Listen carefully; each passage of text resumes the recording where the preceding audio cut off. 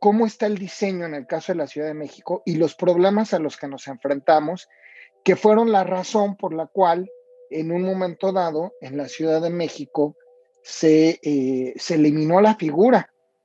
Pero además nos encontramos en la Ciudad de México en un problema mayor que ya les voy a platicar. Entonces, lo primero, ¿no? Yo había organizado un poco la plática en estos cuatro grandes temas. Primero, en cuanto a la definición de cómo entender la Diputación Migrante, porque este tema causó controversia y incluso terminó en tribunales también. El segundo, ya enfocado al tema del dilema con el cual en la Ciudad de México, de lo que yo digo un falso dilema, y bueno, pues quedó demostrado también en tribunales, de cómo el Congreso de la Ciudad de México eliminó la figura de la Diputación Migrante y sobre qué bases lo llevamos a tribunales para defender la figura. Y luego el problema de la implementación, porque en la Ciudad de México la ley electoral, el código electoral, francamente planteaba una manera imposible de llevar a cabo la Diputación Migrante y a lo que hubo que hacer una serie de adecuaciones que tampoco han quedado, o que quedaron, bueno, quedaron firmes, pero tampoco fue tan fácil que fueran aceptadas, ¿no? También fueron impugnadas, y que un poco lo que quería platicarles, pues es cómo esto puede servirnos de referencia para posibles reformas y incorporación de la figura en otros casos.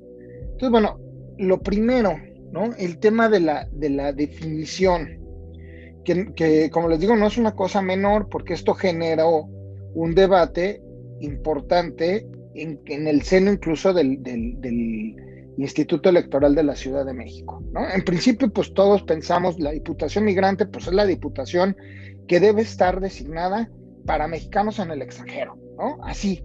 Pero no es tan fácil, porque resulta que tenemos ya una presión, digamos, presión porque ya hay mucha gente que se encuentra en una situación de haber retornado y que también están en la lucha de sus derechos. Entonces, lo primero que tenemos es que tiene que quedar claro este punto, ¿no? Porque cuando hablamos de la movilidad humana, pues por lo menos estamos hablando de estos cuatro momentos: cuando salimos, cuando estamos en tránsito, cuando llegamos al lugar de residencia y cuando regresamos. Por eso les digo, hay muchos grupos ya de migrantes que han retornado a la Ciudad de México, que cuando se comenzó a hablar de la Diputación Migrante levantaron la mano y dijeron, pues yo también, a mí también me tienen que garantizar un escaño. O en el caso de la Ciudad de México, que también tenemos, digamos, ahí un tema importante que no ha crecido mucho, pero que está presente con quienes ya son mexicanos naturalizados, ¿no? Y que también es una comunidad, pues, digamos, muy activa, ¿no? En la que también de pronto fueron levantando la mano y dijeron, oye, pues yo también soy migrante, yo nací en Argentina, ahora vivo en la Ciudad de México y pues aquí migrante soy yo. Entonces, cuidado, aquí yo digo, hay que tener muy claro de cómo le vamos a llamar a la figura para no generar confusión. Y eso es importante porque en el caso del sistema electoral en México, el mecanismo de protección de derechos políticos de quienes residen en el extranjero está establecido desde que así se modificó en el Código Electoral y ahora en la ley electoral, como el mecanismo del voto de los mexicanos residentes en el extranjero. Y esta es la clave, y de aquí no hay que moverse. Es un mecanismo para garantizar los derechos políticos de residentes en el extranjero. Así. Entonces, tiene que quedar claro que este es un escaño para la ciudadanía mexicana residente en el extranjero. Y con eso, eliminar la confusión de si se trata de migrantes de retorno o de llegada, no, es para residentes en el extranjero. Y en el caso del INE, por ejemplo, ahora con el tema de las acciones afirmativas, también ellos ocupan este concepto de persona mexicana migrante, que más o menos nos puede ayudar también a darle un límite, pues, al entendimiento de esto. Y lo que nos dicen es, vamos a a tratar de definirlo a partir de una propuesta que viene desde la Organización Internacional de las Migraciones, y vamos a entender entonces que se trata de la persona mexicana que está fuera del país, por la razón que sea, ¿no? Pero aquí sí es importante hacer otra vez el énfasis: se trata de residente, no se trata de una persona que está de manera temporal por turismo, por ejemplo, ¿no?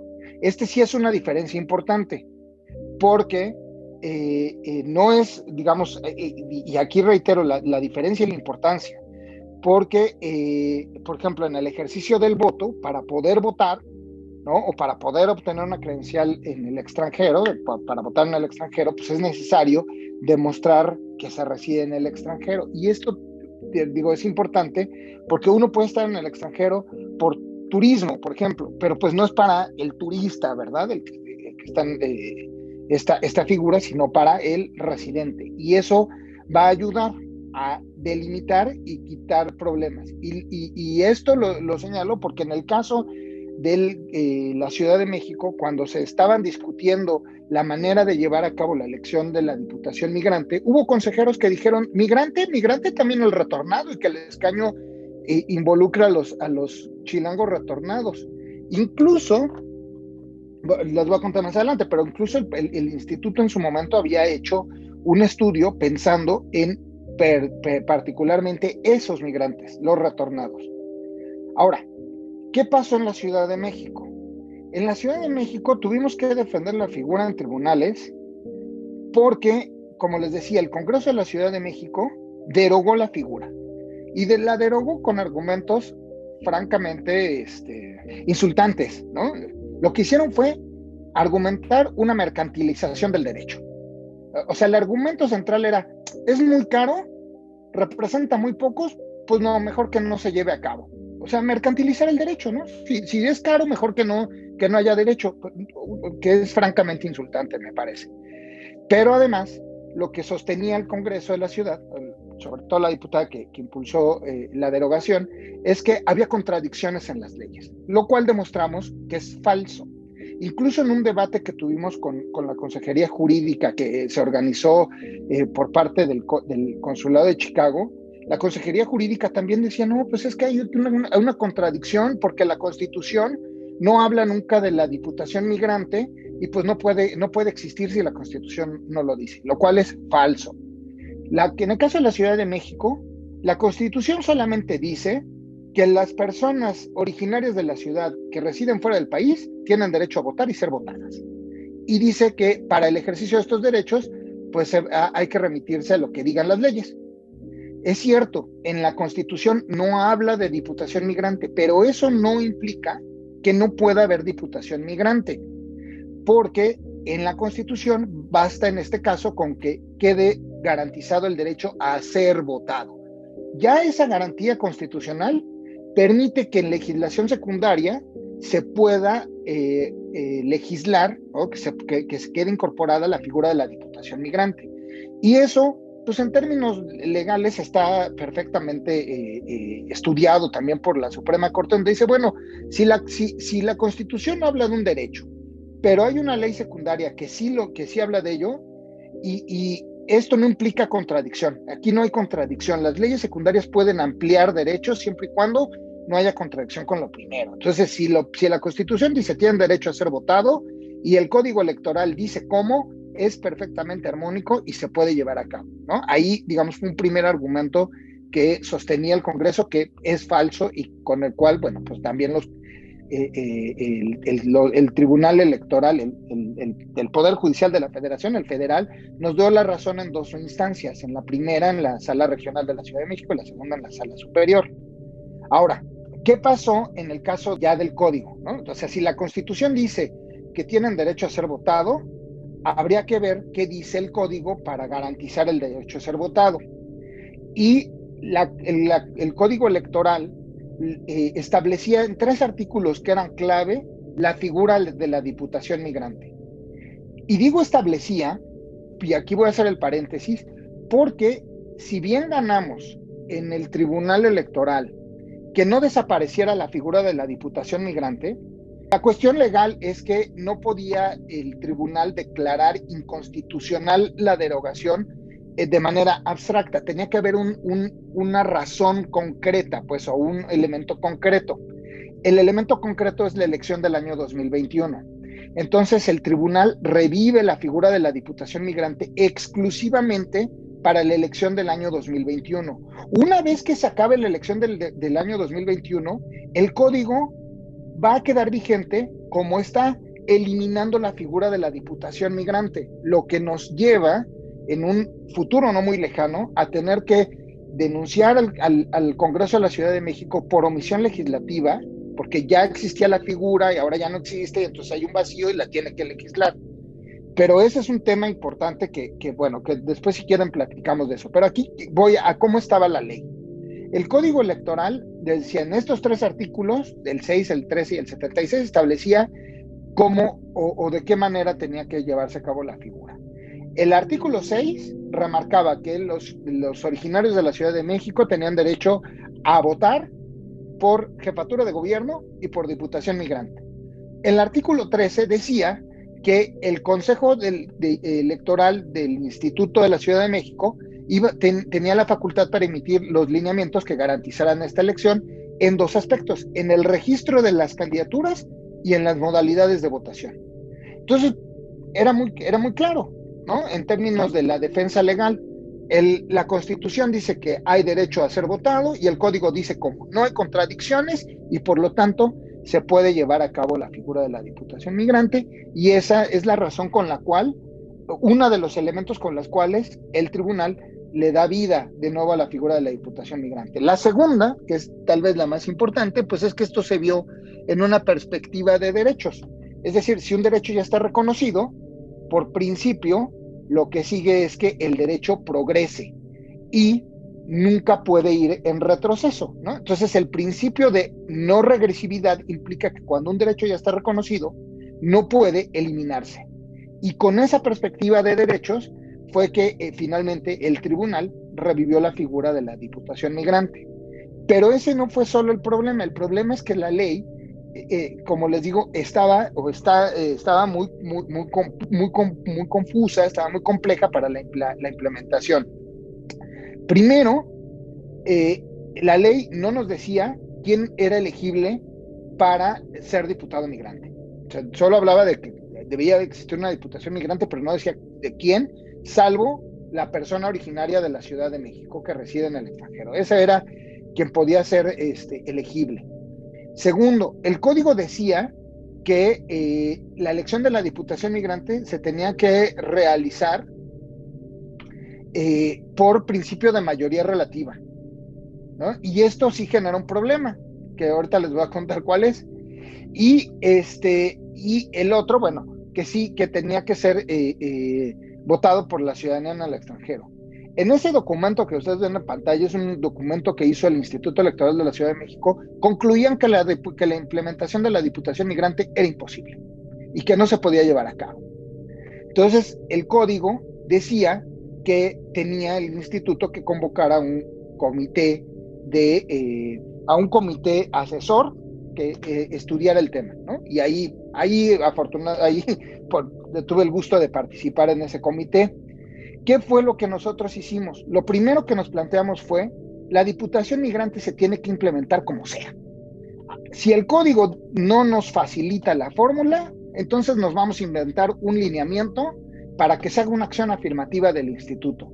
Porque además sosteníamos, en el caso de que el instituto diga no se va a hacer, cualquier originario de la Ciudad de México residente en el extranjero que interpusiera un juicio de protección de derechos lo iba a ganar, y de todos modos iban a obligar al instituto a tener que llevar a cabo la elección de la Diputación Migrante. Por eso la premisa era, se tiene que hacer como sea.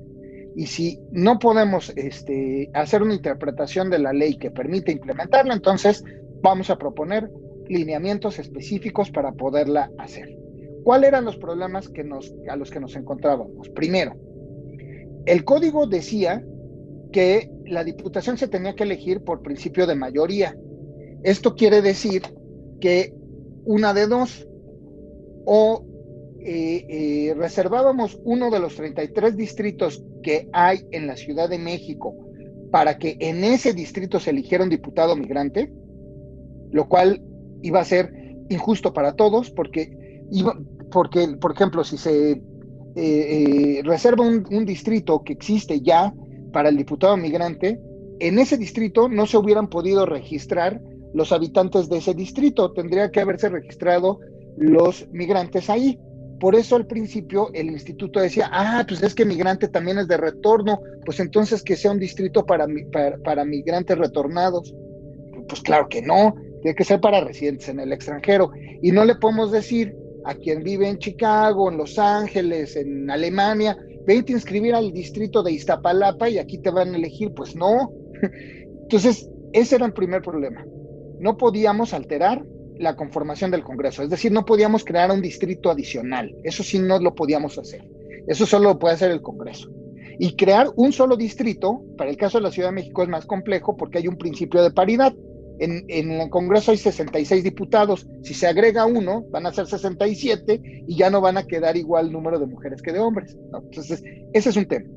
El segundo, para el tema de la geografía decíamos, bueno, entonces que queden 32 distritos en la Ciudad de México y el distrito 33, que es el distrito de los residentes en el extranjero. Pues no, tampoco se puede, porque el INE es responsable de hacer la geografía electoral y de acuerdo con la ley, el trazo de los distritos solamente se puede hacer en territorio nacional. O sea, no podemos dibujar un distrito en el extranjero, ¿no? No puede haber distritos fuera del país.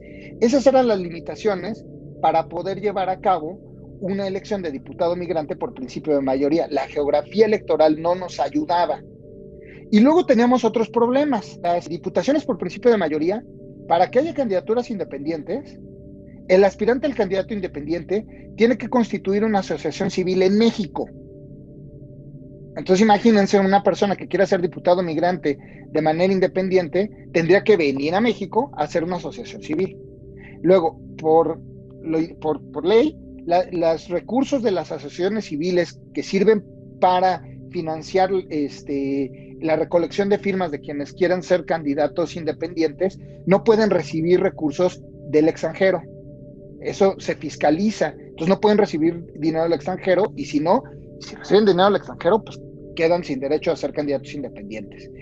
Y eso implica además que pues quien quiera ser candidato independiente tendría que recabar apoyo en la Ciudad de México o en su caso recabar apoyo fuera del territorio con dinero que no podía gastar fuera del territorio.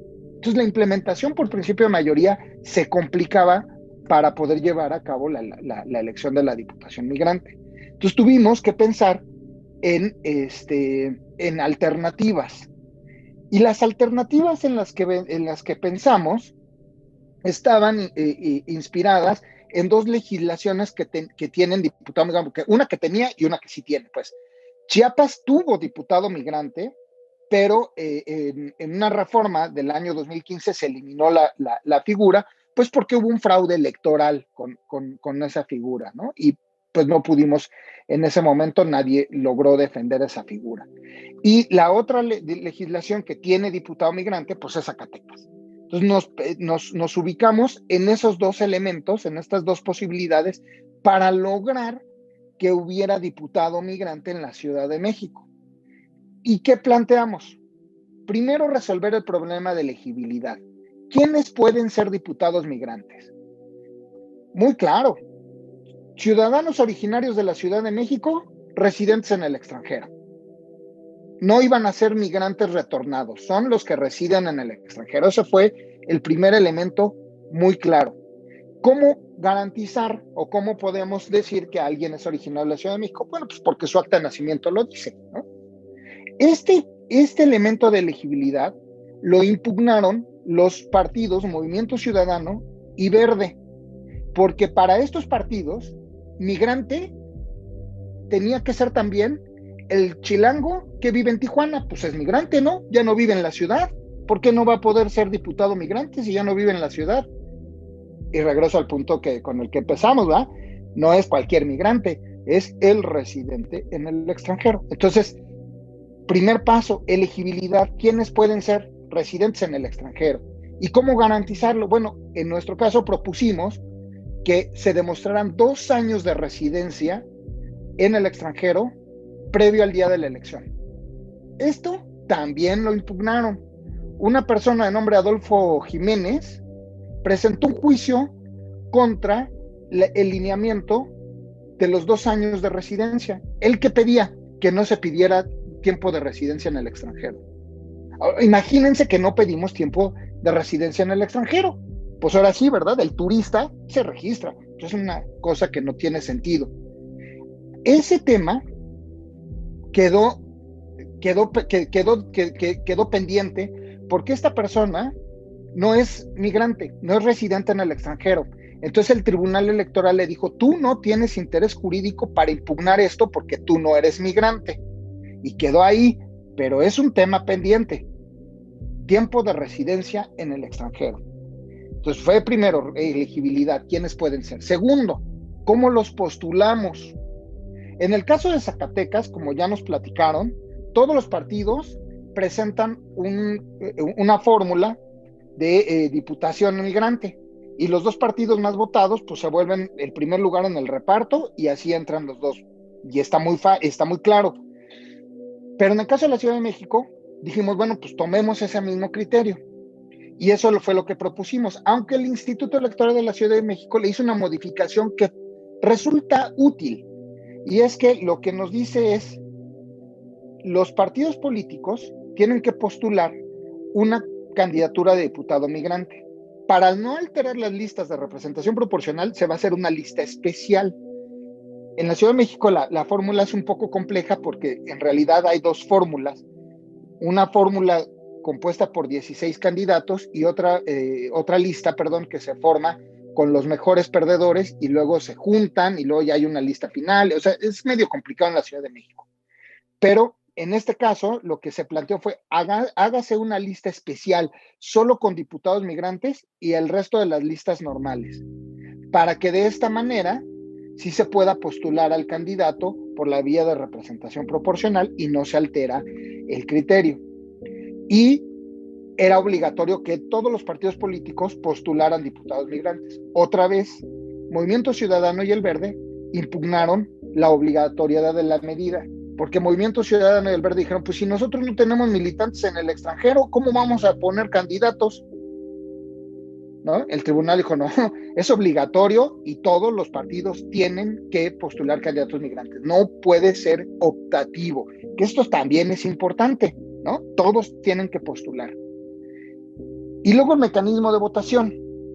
El mecanismo de votación, pues digamos, es relativamente más fácil porque de acuerdo con el sistema electoral, el INE es quien establece el mecanismo de votación, ¿no? Entonces, en un acuerdo en el 2020, el año pasado, pues el INE determinó 2 posibilidades para la votación, o electrónica o postal, ¿no? Y en ese sentido, ¿no?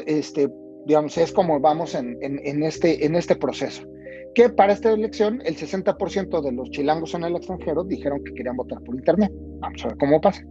Y luego la asignación, ¿no? En el caso de Zacatecas, pues ya nos platicaron cómo era el mecanismo. Aquí, como tenemos una lista especial, ya no necesitamos subir de lugar al diputado ganador.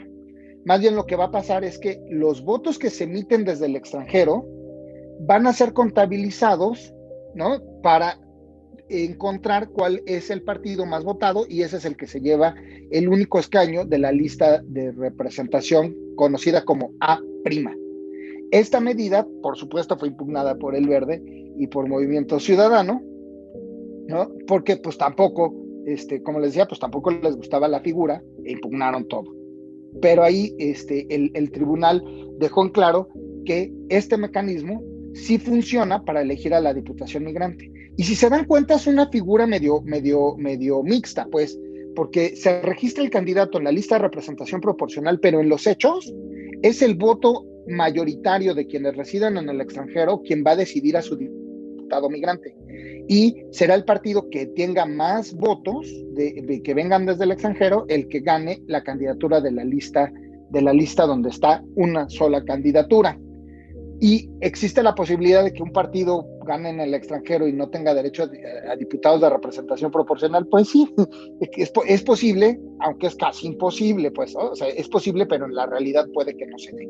Si sucede, pues tendríamos que trasladar la diputación migrante al segundo lugar. Eso es un poco complicado, pero bueno, es posible y tenía que cubrirse esa posibilidad.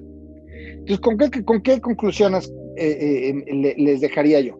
Primero, es importante que en el diseño de la figura de la diputación migrante quede claro el nombre y no genere confusión de que no se trata de un escaño para extranjeros que llegaron a vivir a México ni para migrantes retornados a los estados. Es un escaño reservado para ciudadanos residentes en el extranjero y eso tiene que quedar claro y yo creo que así tendría que definirse en el futuro la diputación migrante, diputado de la ciudadanía residente en el extranjero o diputado migrante residente en el extranjero. ¿Qué sería recomendable? Algo así, como migrante residente. Otro, elegibilidad. Es, creo que muy importante, sí pensar en el tiempo de residencia que se le va a solicitar a la persona que va a ocupar el escaño. En Zacatecas, la legislación dice que 6 meses. En la Ciudad de México dice que 2 años. Ese es el parámetro en el que estamos hoy en la ley. La ONU dice que se reconoce una persona como migrante internacional cuando tiene por lo menos 1 año de residencia fuera de su país. Ahí está el margen, pero sí es importante que se tenga claro cuánto tiempo de residencia le vamos a pedir para que en efecto sea un residente en el extranjero y no un turista. ¿Qué otra cosa habría que incorporar en la elegibilidad? Probablemente incorporar algún requisito como el vínculo con organizaciones. Probablemente. La legislación de Chiapas sí lo tenía. O sea, sí tenía que, además de ser residente, tenía que tener algún vínculo con organizaciones. Pero eso es un tema pendiente que probablemente habría que señalar, ¿no?